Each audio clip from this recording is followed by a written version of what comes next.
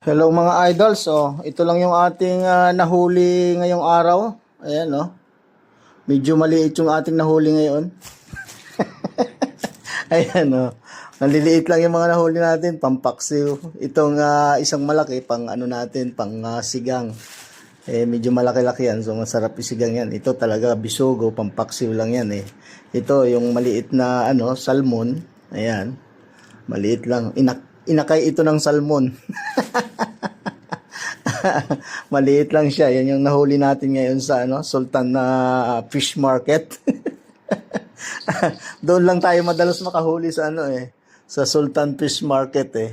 Kailangan magdala lang tayo ng less than 10 KD.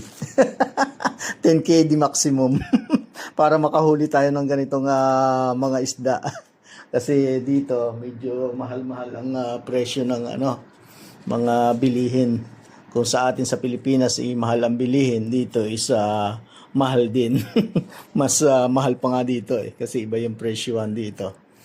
So yan lang guys yung ating ayan, sumakay na si Batik at mukhang kakainin na yung ating kakainin. Kakainin na agad. Hilaw pa yan, Batik. Saway ka. Ayan, tapusin ko na yung video ko mga idols kay nagpapasaway na to si Batik. Gusto nang kainin ni Batik. Ito sa'yo isa. Amoy-amoy. Ayan gusto nang kainin. Hilaw pa to. Sige na, malaki Malaki pa sa'yo yan.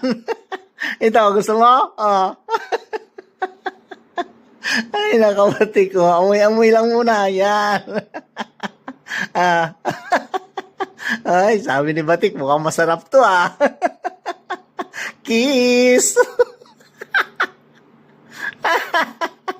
Ay, nagtilap-tilap na. Nagtilap-tilap na si Batik. Iluto muna natin to, Iluto muna natin to. Ayan nagtilap-tilap na siya, Bye-bye guys. Thank you so much for watching. Bye-bye Batik. Amoy-amoy lang muna. Ayan.